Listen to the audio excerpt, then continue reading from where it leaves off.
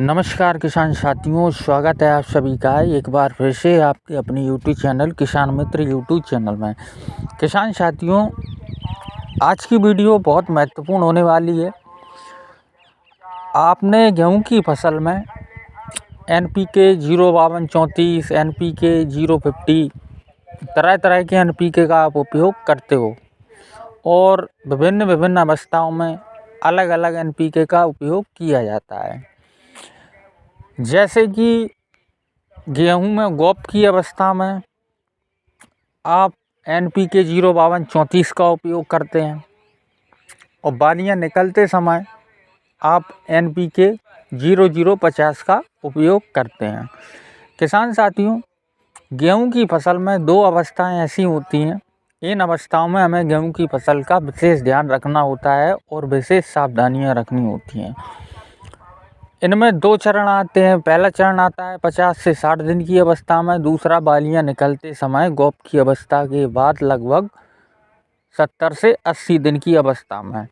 अब एक अवस्था पर होता है पौधे को विशेष रूप से गेहूं की फसल में अच्छे उत्पादन के लिए दो स्प्रे करना होता है, एक तो 5234 का और एक 0050 का।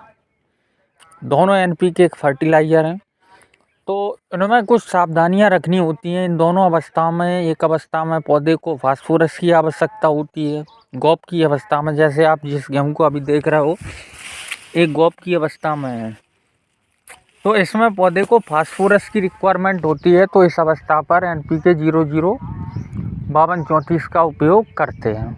इसमें फास्फोरस की मात्रा 52%, 52% से अधिक होती है। तो इस अवस्था पर 5234 का स्प्रे करते हैं।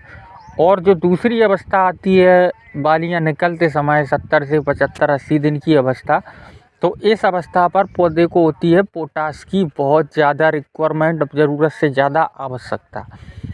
तो किसान साथियों, इन दोनों स्प्रे को करते समय हमें क्या क्या सावधानियां रखनी चाहिए जिससे गेहूं के पौधे पर गलत इफेक्ट ना पड़े, कोई नुकसान ना हो।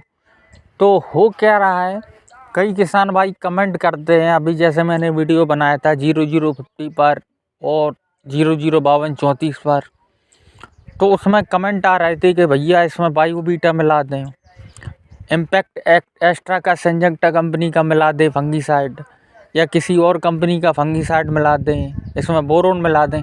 देखो, गेहूं के किसी भी फर्टिलाइज़र या किसी भी स्प्रे को जब हम करते हैं तो वैसे तो आपको, जैसे आप 50 से 60 दिन की अवस्था में स्प्रे कर रहे हैं, तो इस अवस्था में आपको 5234 का उपयोग ही करना चाहिए। हाँ, हो सकता है इसके साथ आप बोरोन का उपयोग कर सकते हैं, लेकिन जब बालियां निकलते समय आपके लिए सबसे अच्छा सजेशन यही रहेगा कि आप सिर्फ 0050 और इसके साथ बोरोन ही ले सकते हैं।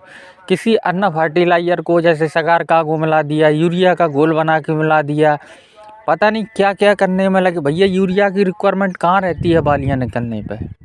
पौधे को रिक्वायरमेंट नहीं रहती है भैया। उस समय पोटाश की आवश्यकता होती है, जो दाने को भरने का काम करता है, दाने में चमक लाने का काम करता है, दाने को मोटा करने का काम करता है। तो हमें प्रमुख रूप से दो सावधानियां रखनी चाहिए।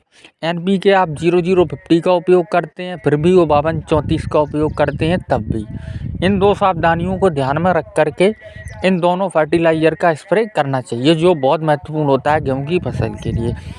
सबसे पहली सावधानी होती है कि आप जब भी इन दोनों फर्टिलाइज़र का उपयोग करें, 005234 तो 0050 का, तो इसके साथ किसी अन्य तरह का फर्टिलाइज़र ना मिलाएं तो ज़्यादा अच्छा रहेगा। और दूसरा सजेशन यही है कि आप जब भी इसका स्प्रे करें तो दोपहर की समय ना करते हुए शाम की समय करें। जब हल्की धूप हो तो रिजल्ट बहुत शानदार देखने को मिलेगा, बहुत ही अच्छा उत्पादन आपको देखने को मिलेगा। इसके साथ किसी भी तरह का फंगीसाइड या वो अन्य फर्टिलाइज़र ना ही मिलाएं तो ज़्यादा अच्छा है। और आपको मिलाना है तो भैया पहले आप घोल बना के देख लीजिए। अगर घोल फट रहा है, आध घंटे के लिए थोड़ा सा घोल बनाइए, रख दीजिए। अगर फट रहा है, अगर फट भी नहीं रहा है तो उसको आप थोड़े से हिस्से में 2-4 पौधों पर पहले छिड़काव करके देख लीजिए, तब दूसरे दिन घोल बनाइए। अगर घोल फटता है, पौधे में कोई साइड इफ़ेक्ट आता है तो आप बिल्कुल ना मिलाएं। किसान साथियों, इन 2 बातों का विशेष ध्यान रखें। एक छोटी सी रिक्वेस्ट है, अगर वीडियो पसंद आए तो चैनल को सब्सक्राइब करें। मिलते हैं एक और नई जानकारी के साथ, तब तक के लिए धन्यवाद।